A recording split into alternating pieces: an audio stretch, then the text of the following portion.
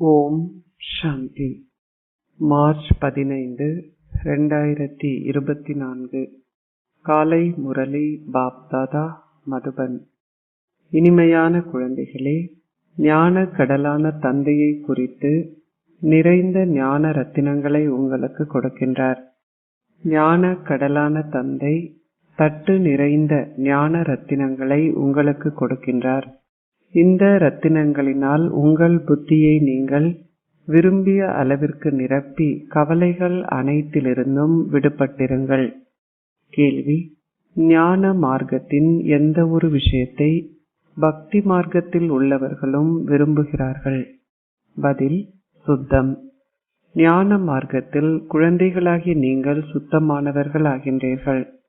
தந்தை உங்கள் அழுக்கான ஆடைகளை சுத்தமாக்கவே வந்துள்ளார். எனவே ஆத்மாக்களாகி நீங்கள் சுத்தமாகினால், அதாவது தூய்மையாகினாலேயே நீங்கள் பறப்பதற்கான ரெக்கைகளை பெற்று வீட்டிற்கு திரும்பி செல்ல முடியும். பக்தி மார்க்கத்தில் உள்ளவர்களும் சுத்தமாக இருப்பதை அதிக அளவு விரும்புகிறார்கள். அவர்கள் சுத்தமாகுவதற்காகவே கங்கையில் நீராடச் செல்கிறார்கள். ஆனால் ஆத்மாக்களை தண்ணீரினால் சுத்தமாக்க முடியாது. ஓம் சாந்தி. இனிமையிலும் இனிமையான குழந்தைகளே, நீங்கள் நினைவு யாத்திரையை மறந்துவிடக் கூடாது. அதிகாலை நேரத்தில் நீங்கள் இதனை பயிற்சி செய்தால் எந்த பேச்சுக்குமான அவசியமும் இல்லை. ஏனெனில் இதுவே நிர்வாண உலகிற்கு நீங்கள் திரும்பி செல்வதற்காக உங்களுக்கு காட்டப்படுகின்ற வழியாகும். தூய்மையாகாது குழந்தைகளாகிய உங்களால் வீட்டிற்கு பறந்து செல்ல முடியாது. சத்யுகம் ஆரம்பமாகின்ற நேரத்தில் எண்ணற்ற ஆத்மாக்கள் பறந்து வீட்டிற்கு திரும்பி செல்வார்கள் என்பதையும் நீங்கள் புரிந்து கொண்டுள்ளீர்கள். இப்பொழுது மில்லியன் கணக்கான ஆத்மாக்கள் உள்ளனர். சத்யுகத்தில் சில 100,000 மக்கள் மாத்திரமே இருப்பார்கள். மற்ற அனைவரும் வீட்டிற்கு பறந்து சென்றிருப்பார்கள். நிச்சயமாக யாரோ ஒருவர் ஆத்மாக்கள் பறப்பதற்காக ரெக்கைகளை கொடுத்திருக்க வேண்டும். இந்த நினைவு யாத்திரையில் நிலைத்திருப்பதன் மூலம் ஆத்மாக்களாகி நீங்கள் தூய்மையானவர்கள் ஆகின்றீர்கள். தூய்மையாகுவதற்கு வேறு வழி ஏதும் இல்லை. ஒரே ஒரு தந்தை மாத்திரமே தூய்மையாக்குபவராவார். சிலர் ஈஸ்வரன் என்றோ, மற்றோர் பரமாத்மா என்றோ, இன்னும் சிலர் கடவுள் என்றோ கூறிய பொழுதிலும் அவர் ஒரே ஒருவரே ஆவார். வெவ்வேறான பலர் இல்லை. அனைவரதும் தந்தை ஒரே ஒருவரே.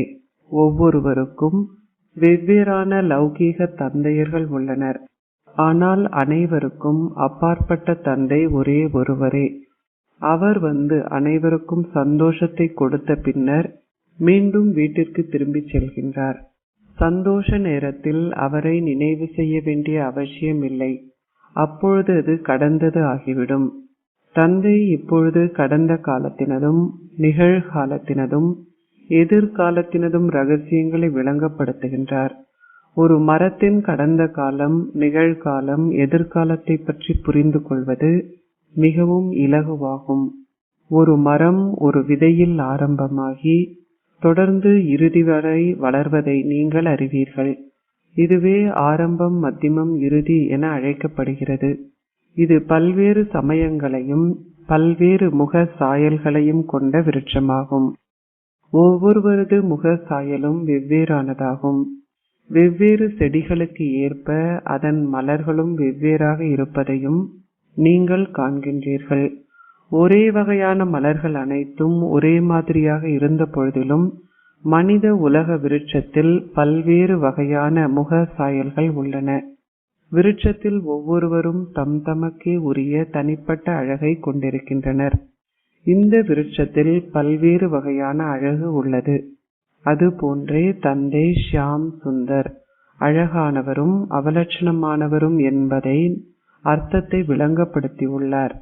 தேவர்கள் சத்தோ பிரதானிலிருந்து தமோ பிரதான் ஆகுவதை பற்றியே இவ்வாறு கூறப்படுகிறது. நீங்கள் இப்பொழுது அவலட்சணமானவரில் இருந்து அழகானவர்கள் ஆகின்றீர்கள். வேறு எந்த சமயத்தை சார்ந்தவர்களும் இவ்வாறாக அவலட்சணமானவரில் இருந்து அழகானவராக மாறுவதில்லை. அவர்களின் முக சாயல்களை பாருங்கள். ஜப்பானியர், ஐரோப்பியர், சீனர்கள் போன்றோரது முக சாயல்களை பாருங்கள். இந்தியர்களின் முக சாயல் மாத்திரமே மாறுபட்டுள்ளது. அவலட்சணமானவரில் இருந்து அழகானவர் ஆகுதல் என்ற புகழ் பாரத மக்களுக்கு மாத்திரமே பொருத்தமாகும், வேறு எந்த சமயத்தினருக்கும் அல்ல. இந்த விருட்சம் மனித உலகத்திற்குரியதாகும். இது பல்வேறு சமயங்களையும் அவர்கள் அனைவரும் எவ்வாறு வரிசை கிரமமாக வருகின்றார்கள் என்பதையும் குறிக்கும் விருட்சமாகும். குழந்தைகளாகி நீங்கள் இப்பொழுது இந்த ஞானத்தை பெறுகின்றீர்கள். வேறு எவராலும் இந்த விஷயங்களை விளங்கப்படுத்த முடியாது. இந்த சக்கரம் 5000 வருட காலத்திற்கு நீடிக்கின்றது. இதனை ஒரு விருட்சம் என்றோ அல்லது ஓர் உலகம் என்றோ அழைக்கலாம். அரைவாசி காலத்திற்கு பக்தி உள்ளது. அது ராவண ராஜ்யம் என்று அழைக்கப்படுகிறது. இதுவே மக்கள் அவலட்சணமானவராகவும் கார்மச் சிதையில் அமர்ந்து தூய்மையற்றவராகவும் ஆகின்ற 5 விகாரங்களின் ராஜ்யம் ஆகும். அசுர சமுதாயமான ராவண சமுதாயத்தினரது செயற்பாட்டிற்கும் தேவர்களின் செயற்பாட்டிற்கும் இடையில் பெருமளவு வேறுபாடு உள்ளது. மக்கள் தம்மை சீரழிந்த பாவிகள் என கருதி அவர்களின் புகழை பாடுகிறார்கள். பல வகையான மக்கள் உள்ளனர். நீங்கள் அதிகளவு பக்தி செய்தீர்கள். மறு பிறவிகள் எடுக்கும் பொழுது நீங்கள் தொடர்ந்தும் வழிபாடும் பக்தியும் செய்தீர்கள். முதலில் வழிபாடு கலப்படமற்ற இருந்தது. நீங்கள் ஒரே ஒருவர் மீதே பக்தியை ஆரம்பித்தீர்கள். பின்னர் அது கலப்படமாக ஆரம்பித்து இப்பொழுது இறுதியில் முற்றிலும் கலப்படமாகிவிட்டது. ஆகையால் தந்தை வந்து இப்பொழுது இந்த கலப்படமற்ற ஞானத்தை கொடுக்கின்றார். இதன் மூலமே நீங்கள் ஜீவன் முக்தியை பெறுகின்றீர்கள். பக்தர்கள் இதனை அறியும் வரை அவர்கள் தமது பக்தியை குறித்து பெருமை கொண்டிருப்பார்கள். பரமாத்மாவே ஞானக்கடல் என்பதை அவர்கள் அறியாதுள்ளார்கள். பக்தர்கள் வேதங்களையும் சமய நூல்களையும் நினைவு செய்து அவற்றை பாடிக்கொண்டிருக்கிறார்கள். அவை யாவும் பக்தியின் விரிவாக்கமாகும். பக்தியில் அழகுள்ளது. தந்தை கூறுகின்றார், அந்த அழகு காணல் நீர் போன்றது. அது சேரும் நீரும் கலக்கும் போது வெள்ளியை போன்று மின்னுவது போன்றது. அதனை நீரென்று கருதி அதனை நோக்கி தாகத்தோடு ஓடிய மானின் கதை ஒன்றும் உள்ளது. ஆனால் அது காணல் நீராகும். அந்த மான் சேற்றுக்குள் சிக்கிக் கொண்டது. பக்தி மார்க்கமும் அவ்வாறானதே. அதில் அனைவரும் சிக்கிக் கொண்டுள்ளனர். அதிலிருந்து அவர்களை அகற்றுவதற்கு குழந்தைகளாகி நீங்கள் அதிக முயற்சி செய்ய வேண்டும். இதற்கு தடைகளும் ஏற்படுத்தப்படுகின்றன. ஏனெனில் தந்தை உங்களை தூய்மையானவர்கள் ஆக்குகின்றார். திரௌபதி துகிலுரியப்படுவதிலிருந்து தன்னை பாதுகாக்குமாறு அழைத்தாள். உலகில் உள்ள அனைவருமே திரௌபதிகளும் துரியோதனர்களும் ஆவார்கள். அமரத்துவ கதையை கேட்டுக்கொண்டிருக்கும் உங்கள் அனைவரையும் பார்வதிகள் என்று அழைக்கலாம். தந்தை உங்களுக்கு அமரத்துவ கதையை கூறி பின்னர் உங்களை அமரத்துவ உலகிற்கு அனுப்புகின்றார். இது அகால மரணம் ஏற்படும் மரண உலகமாகும். ஒருவர் எங்கேனும் அமர்ந்திருக்கும் போதே அவருக்கு இதய வழுவல் ஏற்படலாம். நீங்கள் வைத்தியசாலைகளுக்கு சென்று விளங்கப்படுத்தலாம். இங்கே உங்களுக்கு நோய் ஏற்படுவதால் உங்கள் ஆயுட்காலம் மிகவும் குறுகியதாக உள்ளது. அங்கே எந்த நோயும் இருக்க முடியாது. கடவுள் பேசுகின்றார், உங்களை ஓர் ஆத்மா என்று கருதி உங்கள் தந்தையான என்னை நினைவு செய்யுங்கள். மற்ற அனைவரிடமும் உள்ள உங்கள் பற்றை நீங்கள் அகற்றினால் உங்கள் பாவங்கள் அழிந்துவிடும். அப்பொழுது உங்களுக்கு என்றுமே நோய் ஏற்பட முடியாது. மரணம் என்றும் உங்களை அணுக முடியாது. நீங்கள் நீண்ட ஆயுளையும் கொண்டிருப்பீர்கள். தேவர்களின் ஆயுட்காலம் மிக நீண்டதாகும். எனவே அத்தகைய நீண்ட ஆயுளை கொண்டவர்கள் எங்கு சென்றார்கள்? தொடர்ந்தும் மறு பிறவி எடுத்ததால் அவர்களின் ஆயுட்காலம் குறைந்துவிட்டது. இன்பமும் துன்பமும் நிறைந்த இந்த நாடகத்தை எவரும் அறிய மாட்டார்கள். அவர்கள் பல விழாக்கள் போன்றவற்றை நடத்துகிறார்கள். மிகவும் சிறப்பான விழாவில் கும்பமேளாவில் நீராடுவதற்கு எண்ணற்ற மக்கள் ஒன்று கூடுகிறார்கள். மக்கள் தினமும் நீராடிய போதிலும் அதனால் அவர்கள் எந்த பலனையும் பெறுவதில்லை. நீங்கள் தினமும் நீராடுகின்றீர்கள். கடலில் இருந்தே நீர் எங்கும் செல்கிறது. கிணற்று நீரே மிகவும் சிறந்தது என்று கூறப்படுகிறது. இக்காலத்தில் நதிகள் மிகவும் அழுக்காக உள்ளன. ஆனால் கிணற்று நீர் இயற்கையாகவே சுத்தமாக உள்ளது. எனவே அந்த நீரில் நீராடுதல் மிகவும் சிறப்பானதாகும். முன்னர் அதுவே வழக்கமாக இருந்தது. ஆனால் இப்பொழுது நதியில் நீராடுவதே வழக்கமாக உள்ளது. பக்தி மார்க்கத்தில் உள்ளவர்களும் சுத்தத்தை விரும்புகிறார்கள். இப்பொழுது அவர்கள் தம்மை சுத்தப்படுத்த பரமாத்மாவை அழைக்கிறார்கள். குருநானக் பரமாத்மாவிடம் அதிக அளவு பிரார்த்தனை செய்தார். தூய்மையற்ற ஆடைகளை கழுவ வாருங்கள் என்று அவர் பிரார்த்தனை செய்தார். தந்தை வந்து தூய்மையற்ற அழுக்கான ஆடைகளை சுத்தப்படுத்துகின்றார். இங்கே தந்தை வந்து ஆத்மாக்களை சுத்தப்படுத்துகின்றார். ஆத்மாக்கள் செயல்களின் தாக்கத்திற்கு உட்படாதவர்கள் என்று அவர்கள் கருதுகிறார்கள். தந்தை கூறுகின்றார், இது ராவண ராஜ்யமாகும். இது முழு உலகினதும் வீழ்ச்சிக்கான காலமாகும். உங்கள் ஸ்திதி உயர்வடையும் பொழுது முழு உலகினதும் ஸ்திதியும் உயர்வடைகிறது. அனைவருமே ஜீவன் முக்தியை பெறுகிறார்கள். ஓ பாபா, அனைவருமே உங்கள் மூலம் நன்மையை அனுபவம் செய்கிறார்கள். சத்யுகத்தில் உள்ள அனைவருமே நன்மையை அனுபவம் செய்கிறார்கள். அங்கே ஒரே ஒரு ராஜ்யம் மாத்திரமே உள்ளது. ஆகையால் அனைவரும் அமைதியாக உள்ளனர். அந்நேரத்தில் மற்ற அனைவரும் அமைதி தாமத்தில் உள்ளனர். இந்நேரத்தில் மக்கள் உலகில் அமைதியை ஏற்படுத்த பெருமளவு முயற்சி செய்கிறார்கள். அவர்கள் இப்பொழுது வேண்டுகின்ற அமைதி உலகில் முன்னர் எப்பொழுதாவது இருந்ததா என்று கேட்டால், அவர்கள் கலியுகம் முடிவடைவதற்கு முன் இன்னமும் 40,000 வருடங்கள் உள்ளன என்று பதிலளிக்கிறார்கள். அவர்கள் அந்த அளவிற்கு கார் இருளில் உள்ளார்கள். முழு சக்கரமுமே 5000 வருடங்களாக உள்ள போதிலும் கலியுகம் முடிவடைய இன்னும் 40,000 வருடங்கள் இருப்பதாக அவர்கள் கூறுகிறார்கள். பல்வேறு அபிப்பிராயங்கள் உள்ளன. தந்தை வந்து உங்களுக்கு உண்மையை கூறுகின்றார். 84 பிறவிகள் மாத்திரமே உள்ளன.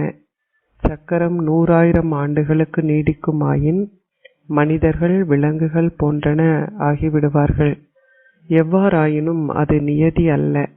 84 பிறவிகள் அனைத்தும் மனித பிறவிகளே ஆகும். தந்தை இப்பொழுது சரியான கணக்கை கூறுகின்றார். குழந்தைகளாகிய நீங்கள் இந்த ஞானத்தை கிரகிக்க வேண்டும்.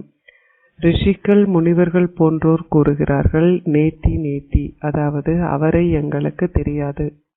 ஆகையால் அவர்கள் நாஸ்திகர்கள் ஆவார்கள். நிச்சயமாக யாரோ ஆஸ்திகர்களாக இருந்திருக்க வேண்டும். தேவர்கள் ஆஸ்திகர்கள் ஆவார்கள். ராவண ராஜ்யத்தில் அனைவருமே நாஸ்திகர்கள் ஆவார்கள். இந்த ஞானத்தை கற்றுக்கொள்வதனால் நீங்கள் ஆஸ்திகர்களாகி 21 பிறவிகளுக்கான ஆஸ்தியை பெறுகின்றீர்கள். அதன் பின்னர் இந்த ஞானத்திற்கான அவசியம் இருக்காது. இதுவே நீங்கள் அதிமேலான மனிதர்கள், அதாவது சொர்க்கத்தின் அதிபதிகள் ஆகின்ற மிகவும் மங்களகரமான சங்கம யுக காலமாகும். இங்கே நீங்கள் கற்பதற்கு ஏற்பவே உயர்ந்த அந்தஸ்தை பெற்றுக்கொள்கிறீர்கள். இப்பொழுது மிகவும் நன்றாக கற்பவர்கள் உலக அதிபதிகள் ஆகின்றார்கள்.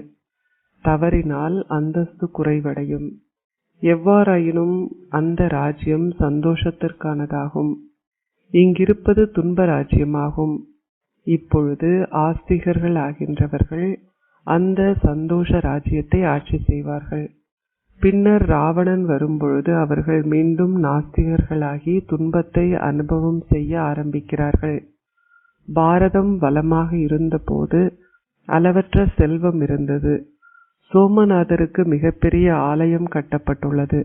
அந்த நேரத்திலேயே அவர்களிடம் அவ்வளவு பெரிய ஆலயத்தை கட்டுவதற்கான பணம் இருந்திருக்குமாயின், அதற்கு முன்னர் அவர்களிடம் இன்னமும் அதிகளவு செல்வம் இருந்திருக்க வேண்டும். அவர்கள் எங்கிருந்து அந்த செல்வத்தை பெற்றிருப்பார்கள்? தட்டு நிறைந்த ரத்தினங்களை கடல் கொடுத்ததாக சமய நூல்களில் எழுதப்பட்டுள்ளது. ஞானக்கடல் இப்பொழுது உங்களுக்கு தட்டு நிறைந்த ஞான ரத்தினங்களை கொடுக்கின்றார். இப்பொழுது உங்கள் புத்தி நிரப்பப்படுகிறது. சங்கரரின் முன்னிலையில் சென்று பக்தர்கள் தமது புத்தியை நிரப்புமாறு வேண்டுகிறார்கள். அவர்களுக்கு தந்தையை தெரியாது. தந்தை இப்பொழுது உங்கள் புத்தியை நிரப்புகின்றார் என்பதை நீங்கள் அறிவீர்கள். நீங்கள் வேண்டிய அளவிற்கு எடுத்துக்கொள்ளலாம். நீங்கள் கற்கும் அளவிற்கு ஏற்ப உயர்ந்த புலமை பரிசையும் வெல்வீர்கள். நீங்கள் விரும்பினால் மனிதர்கள் அனைவரிலும் உயர்ந்தவர்களாக ஆகுவது இரட்டை கிரீடத்தை கொண்டவர்களாக ஆக முடியும். அல்லது நீங்கள் விரும்பினால் ஏழை பிரஜைகளாகவோ அல்லது பணிப்பெண்களாகவோ வேலையாட்களாகவோ ஆகவும் முடியும். பாபாவை கைவிட்டு செல்கின்ற பலரும் உள்ளனர். இதுவும் நாடகத்தில் நிச்சயிக்கப்பட்டுள்ளது. தந்தை கூறுகின்றார், எனக்கு எந்த கவலையும் இல்லை. நான் அனைத்து கவலைகளிலிருந்தும் விடுபட்டவர் என்பதால் உங்களையும் அவ்வாறே ஆக்குகின்றேன். சத்குருவான பிரபுவிற்கும் அதிபதிக்கும் உரியவர்களுக்கு கவலை ஏதும் இல்லை. அனைவரதும் பிரபுவே அதிபதி என்று அழைக்கப்படுகின்றார். தந்தை கூறுகின்றார், நான் உங்கள் எல்லையற்ற ஆசிரியராவேன். பக்தி மார்க்கத்தில் உங்களுக்கு பல ஆசிரியர்கள் இருந்துள்ளனர். அத்துடன் நீங்கள் பல்வேறு விஷயங்களையும் கற்கின்றீர்கள். தந்தை கற்பிக்கின்ற ஞானம் தனித்துவமானது. அவர் ஞானக் கடலாவார். ஆனால் அவரை ஜானே ஜனன்கார், அதாவது அனைத்து ரகசியங்களையும் அறிந்தவர் என்று அழைக்கக்கூடாது. எங்களுக்குள் உள்ள அனைத்தையும் நீங்கள் அறிந்தவர் என்று கூறுகின்ற பலரும் உள்ளனர். தந்தை கூறுகின்றார், எனக்கு எதுவும் தெரியாது. நான் குழந்தைகளாகிய உங்களுக்கு கற்பிக்க மாத்திரமே வருகின்றேன். ஆத்மாக்களாகிய நீங்கள் உங்கள் சிம்மாசனத்தில் அமர்ந்துள்ளீர்கள். நானும் இந்த சிம்மாசனத்தில் அமர்ந்துள்ளேன். ஓர் ஆத்மா சின்னம் சிறிய புள்ளியாவார். இதனை எவரும் சற்றேனும் அறியாது உள்ளனர். ஆகையாலேயே தந்தை கூறுகின்றார், முதலில் ஆத்மாவை அறிந்து கொள்ளுங்கள். அப்பொழுதே தந்தையை புரிந்து கொள்வீர்கள். தந்தை முதலில் ஆத்மாவை பற்றிய ஞானத்தை விளங்கப்படுத்துகின்றார். அதன் பின்னர் தந்தையின் அறிமுகத்தை கொடுக்கின்றார். பக்தி மார்க்கத்தில் அவர்கள் சாலிகிராம்களை உருவாக்கி அவற்றை வழிபட்ட பின்னர் அழித்து விடுகிறார்கள். தந்தை கூறுகின்றார், இவை யாவும் பொம்மை வழிபாடாகும். இந்த விஷயங்கள் அனைத்தையும் தெளிவாக புரிந்து கொண்டிருப்பவர்கள் பிறருக்கு நன்மை செய்வார்கள். தந்தை உபகாரியாவார். குழந்தைகளாகிய நீங்களும் அவ்வாறு ஆக வேண்டும். மற்றோரை சேற்றிலிருந்து காப்பதற்கு சென்றவர்கள் தாமே சேற்றில் விழுந்து சிக்கியுள்ளார்கள். அவர்கள் தூய்மையற்றவர்கள் ஆகிவிடுகிறார்கள்.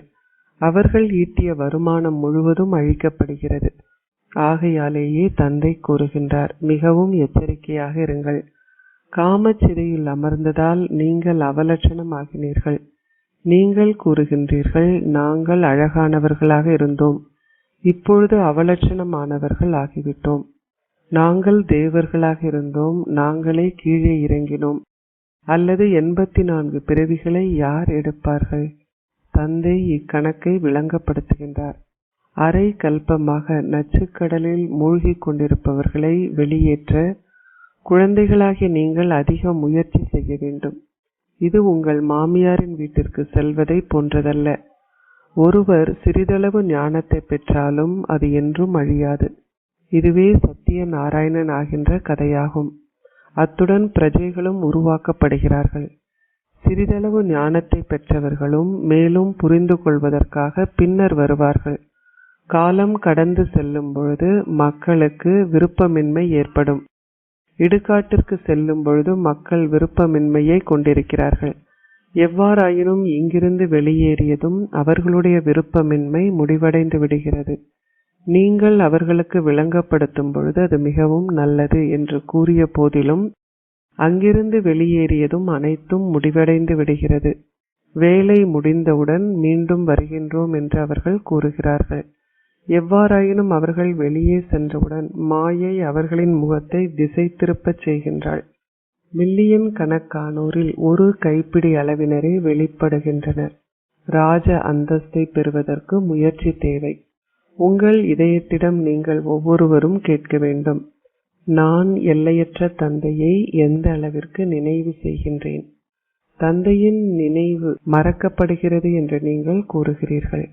ஓ, நீங்கள் அறியாமை பாதையை பின்பற்றிய போது உங்கள் தந்தையை, லௌகீக தந்தையை மறந்துவிட்டதாக என்றாவது கூறினீர்களா?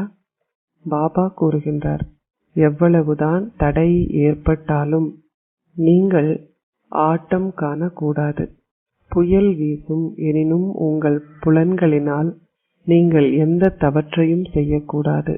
அவர்கள் கூறுகிறார்கள், பாபா, மாயை எங்களை தன்வசப்படுத்துகின்றாள். பாபா கூறுகின்றார், இனிமையிலும் இனிமையான குழந்தைகளே, நினைவில் நிலைத்திருந்தால் உங்கள் துரு அகற்றப்படும். ஆத்மாவில் சேர்ந்துள்ள துரு நினைவு செய்தல் மூலம் மாத்திரமே அகற்றப்பட முடியும். பாபா ஒரு பிந்து, அதாவது ஒரு புள்ளி ஆவார். துருவை அகற்றுவதற்கு தந்தையை நினைவு செய்வதை தவிர வேறு வழி எதுவும் இல்லை. அச்சா, இனிமையிலும் இனிமையான அன்பிற்குரிய, எப்பொழுதோ காணாமல் சென்று இப்பொழுது கண்டெடுக்கப்பட்டிருக்கும் குழந்தைகளுக்கு தந்தை தாயாக இருக்கும் பாப் தாதாவின் அன்பும் நினைவுகளும் காலை வந்தனங்களும். ஆன்மீக தந்தை ஆன்மீக குழந்தைகளுக்கு நமஸ்தே கூறுகின்றார். ஆன்மீக குழந்தைகள் ஆன்மீக தந்தைக்கு நமஸ்தே கூறுகின்றோம். தாரணைக்குரிய சாரம் 1. நீங்கள் உபகாரியான தந்தையின் குழந்தைகள். எனவே நீங்கள் உங்களுக்கும் பிறருக்கும் நன்மை செய்ய வேண்டும். நீங்கள் சேர்த்து வைத்தவை அனைத்தும் முடிவடைந்துவிடும் வகையில் எந்த செயலையும் செய்யாதிருப்பதில் எச்சரிக்கையாக இருங்கள். 2. நன்றாக கற்று உங்கள் புத்தியை ஞான ரத்தினங்களால் நிரப்பிக்கொள்ளுங்கள். புலமை பரிசை பெறுவதற்கு முயற்சி செய்யுங்கள். தந்தையை போன்று கவலைகள் அனைத்திலிருந்தும் விடுபட்டு கவலையற்றவராக இருங்கள். ஆசீர்வாதம். புரிந்துணரும் சக்தியினால் உங்களுடைய பழைய சுபாவங்களிலும் சமஸ்காரங்களிலும் இருந்து விடுபட்டு மாயையை வென்றவர் ஆகுவீர்களாக. உங்களுடைய பழைய சரீரத்தின் சுபாவமும் சமஸ்காரமும் கடுமையானது என்பதால் நீங்கள் மாயையை வென்றவர் ஆகுவதற்கு அவை மிகவும் பெரிய தடைகளை உருவாக்குகின்றன. உங்களுடைய பழைய சுபாவம் மற்றும் சமஸ்காரங்கள் என்ற பாம்பு அழிந்தாலும் அதன் வம்சம் இன்னமும் உள்ளதால் அது நேரம் வரும்போது உங்களை ஏமாற்றிவிடுகிறது. சில நேரங்களில் பிழையான ஒன்றை பிழையென நீங்கள் கருத முடியாத அளவில் நீங்கள் மாயையினால் ஆதிக்கம் செலுத்தப்படுகிறீர்கள். நீங்கள் புற விஷயங்களின் மூலம் ஆதிக்கம் செலுத்தப்படுகிறீர்கள். ஆகையாலேயே உங்களை சோதித்து பார்த்து புரிந்துணர்வு சக்தியை பயன்படுத்தி எந்த ஒரு பழைய மறைந்திருக்கும் சுபாவங்கள் அல்லது சமஸ்காரங்களிலிருந்து விடுபட வேண்டும். அப்பொழுதே நீங்கள் மாயையை வென்றவர் ஆகுவீர்கள். ஸ்லோகம். எனது என்ற பல உறவுமுறைகளை முடிப்பதே ஒரு தேவதை ஆகுவதாகும். ஓம் சாந்தி.